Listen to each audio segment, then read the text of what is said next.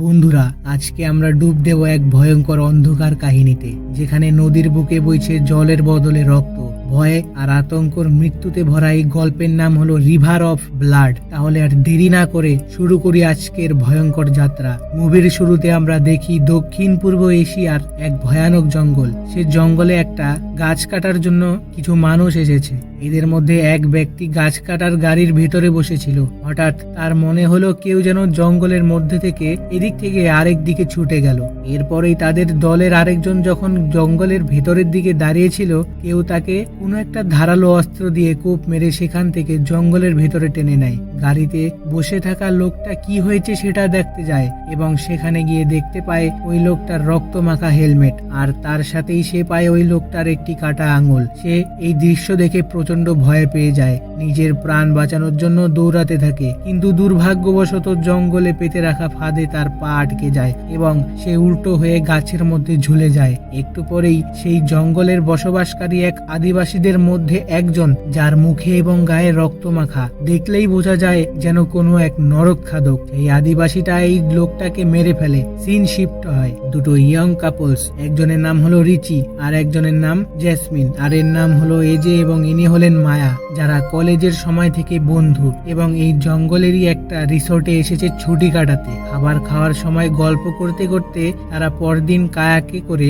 নদী দিয়ে জঙ্গলে ঘোরার সিদ্ধান্ত নেয়। এখন প্রশ্ন হচ্ছে, কায়াক কি? কায়াক হলো এক ধরনের বিশেষ নৌকা। সাধারণত এই নৌকাগুলো সরু এবং লম্বা হয়। তারা এই জঙ্গলটাকে এক্সপ্লোর করার জন্য একজন গাইডকেও হায়ার করে। এই গাইডের নাম হচ্ছে নেক। নেক তাদেরকে লাইফ জ্যাকেট এবং কায়াক কিভাবে চালাতে হবে সেটার একটা ছোট ট্রেনিং দিয়ে যাত্রা শুরু করে, কারণ এই জঙ্গলে কখন কি হয় কেউ জানে না। এবং একই সাথে ঠিক করে তারা আজকে ফিরে যাবে না, অর্থাৎ রাতটা ওই জঙ্গলের মধ্যেই তারা কাটাবে। নদী দিয়ে যেতে যেতে নেক সেই নদী এবং জঙ্গলের ব্যাপারে বলতে শুরু করে। এজন্য এক ভয়ঙ্কর প্রাকৃতিক সৌন্দর্যের মধ্যে দিয়ে তারা যাচ্ছিল।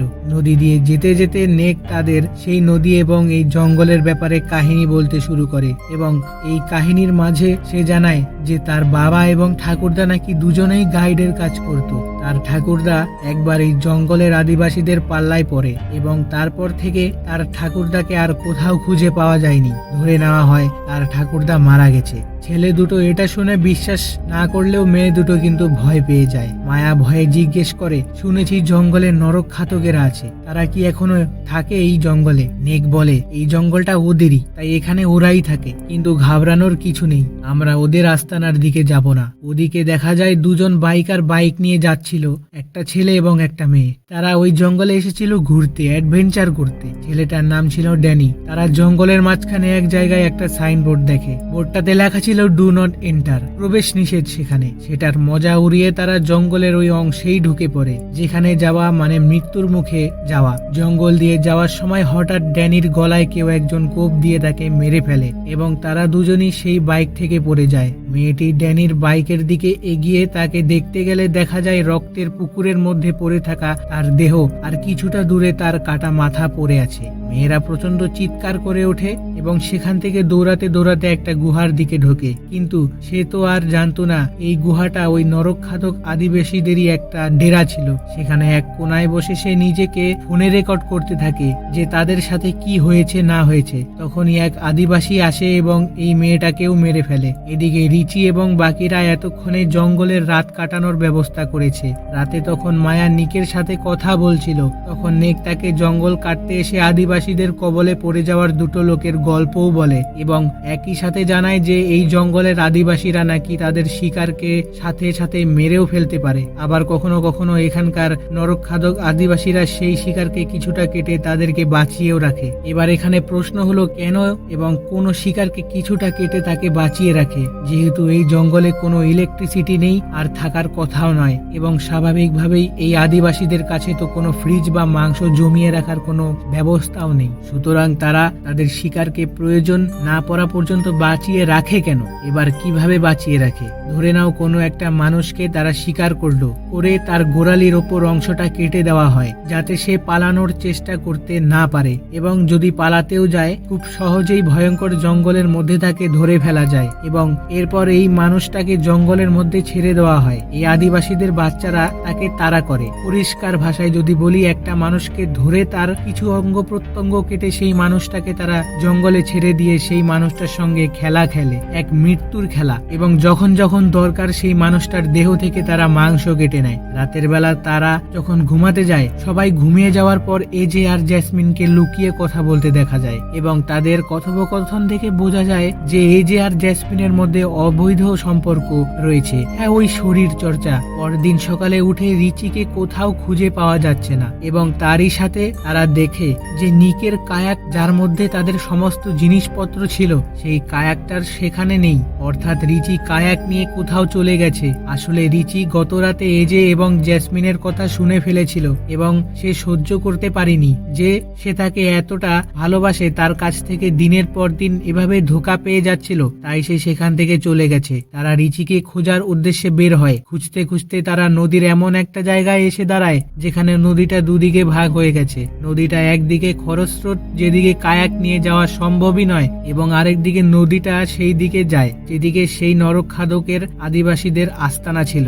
নিক সেদিকে যেতে একেবারেই রাজি নয় এবং বাকিদের সে কথাটা সে বোঝানোর চেষ্টা করে। সে বলে, এর থেকে ভালো আমরা এখান থেকে ফিরে যাই এবং ফরেস্ট ডিপার্টমেন্ট বা বন বিভাগকে নিয়ে আমরা সবকিছু খুলে বলবো। তারা রিচিকে খুঁজবে। আমরা শুধু শুধু কেন নিজের প্রাণ বাজি রেখে ওই ভয়ঙ্কর আদিবাসীদের আস্তানায় যাব? কিন্তু এই যে বেকে বলে, সে বলে আমরা বোট নিয়ে এদিকেই যাব, কারণ রিচির সঙ্গে এই ভয়ঙ্কর জঙ্গলের যে কোনো কিছু হতে পারে। আমরা ওকে একা ফেলে যাব না। তোমার যদি আমাদের সঙ্গে আসতে হয় তাহলে এসো, আর নয়তো তুমি সাঁতার দিয়ে ফিরে যাও। এই ভয়ঙ্কর জঙ্গলে যেখানে পদে পদে মৃত্যু অপেক্ষা করছে, সেখানে একটা মানুষ সাঁতার দিয়ে লোকালয়ে ফিরে যাওয়া তো রিস্ক নেবে না। সুতরাং বাধ্য হয়ে নিকও তাদের সঙ্গে সেদিকেই যায়। কিছু দূর গিয়ে তারা রিচির কায়াকটাকে জঙ্গলের ধারে দেখতে পায় এবং রিচিকে খোঁজার জন্য জঙ্গলের ভেতরে প্রবেশ করে। কিন্তু নিক তাদের সঙ্গে যেতে চায় না। সে বলে, যদি তোমরা 1 ঘন্টার মধ্যে ফিরে না আসো তাহলে আমি কায়াকটা নিয়ে চলে যাব।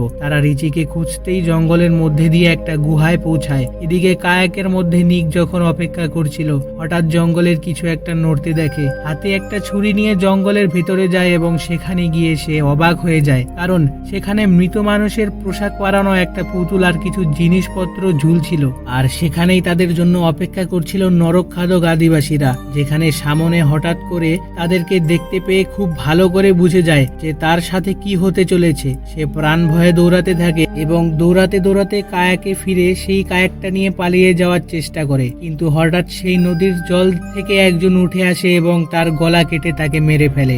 আর রক্তে সেখানকার জল লাল হয়ে ওঠে। এদিকে দেখা যায় এই যে মায়া এবং জেসমিন একটা গুহার ভেতরে ঢুকেছে। সেই গুহার ভেতরে চারিদিকটা তন্ন তন্ন করে তারা খুঁজে দেখেছিল। হঠাৎ রিচি তাদের সবার সামনে এসে সবাইকে চমকে দেয়, কারণ রিচি সেখানেই ছিল। এবং তারপর তারা 4 জন আবার কায়াকে ফিরে আসে। সেখানে ফিরে তারা নিক এবং তার কায়াকটা দেখতে না পেয়ে মনে করে সে হয়তো তাদেরকে ছেড়ে চলে গেছে। কিন্তু তখনই মাটিতে পড়ে থাকা নিকের ছুরিটা তারা পায়। এটা দেখে তাদের একটু সন্দেহ হয়। তারা পরিষ্কার বুঝতে না পারলেও কিছুটা তো বুঝতে পারে যে নিকের সাথে কিছু তো একটা হয়েছে। এরপর তারাও নিজেদের কায়াক নিয়ে ফেরার পথে নিকের কায়াকটা দেখতে পায় আর দেখে যে সেই কায়াকের মধ্যে রক্ত লেগে রয়েছে, তাজা রক্ত তাও। এবার তারা নিককে খোঁজার সিদ্ধান্ত নেয় এবং নিককে খুঁজতে তারা জঙ্গলের আরেকটু ভেতরে গেলে দেখতে পায় পাত্রে গরম জল ফুটছে। আর সেই পাত্রের ভেতরে যেটা ছিল সেটা দেখে তাদের পায়ের নিচের মাটি সরে যায়, কারণ সেই জলের সেদ্ধ হচ্ছিল নিকের কাটা মাথা। তারা প্রচন্ড আতঙ্কিত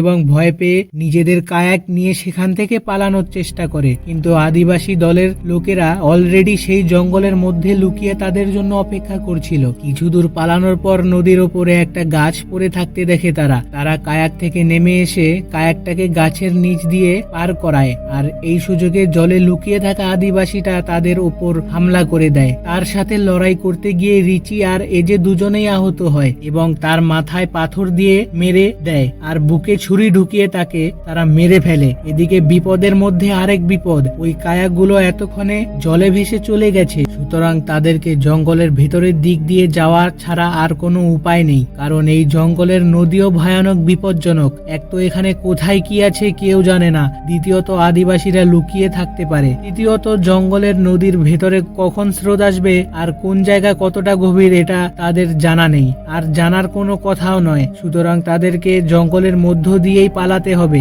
জঙ্গলে হাঁটতে হাঁটতে রাত হয়ে যায়। তারা এক জায়গায় দাঁড়িয়ে বিশ্রাম নেওয়ার সিদ্ধান্ত নেয় এবং তারা ঠিক করে এক একবার এক একজন লোক জেগে জেগে পাহারা দেবে। এভাবেই যখন তারা পাহারা দিচ্ছিল, এজের পাহারা দেওয়ার সময় পালায় আসে। এজে যখন পাহারা দিচ্ছিল সে পরিষ্কার বুঝতে পারে কেউ বা কারা তাদের ওপর নজর রাখছে এবং আশপাশ দিয়ে যেন ঘোরাঘুরি করছে। অতি চালাকির সাথে এজে একটা কাদার গর্তে গিয়ে নিজের সারা শরীরে কাদা মেখে সেখানেই শুয়ে পড়ে এবং ঠিক তার পাশেই তার ছুরিটাকে মাটির মধ্যে গেঁথে অপেক্ষা করতে থাকে সেই আদিবাসীটার সেখানে আসার। একটা আদিবাসী তাকে সেখানে খুঁজতে এসেছে এবং পরিস্থিতি সুযোগ নিয়ে সেই আদিবাসীটার উপরে হামলা করে দেয়। সে কিন্তু আদিবাসীর গায়ে শক্তি অনেক এবং লড়াইয়ের সঙ্গে পেরে ওঠে না। সে এজের মাথায় কুরুল দিয়ে আঘাত করে সেই লোকটা এবং তার ঘাড়ে কামড় দিয়ে মারতেই যাবে, তখন সেখানে রিচি চলে আসে। এজে একটা ঢালু জায়গা দিয়ে নিচে গড়িয়ে পড়ে। সে তো বেঁচে যায়, কিন্তু রিচিকে আদিবাসীরা ধরে ফেলে। এরপর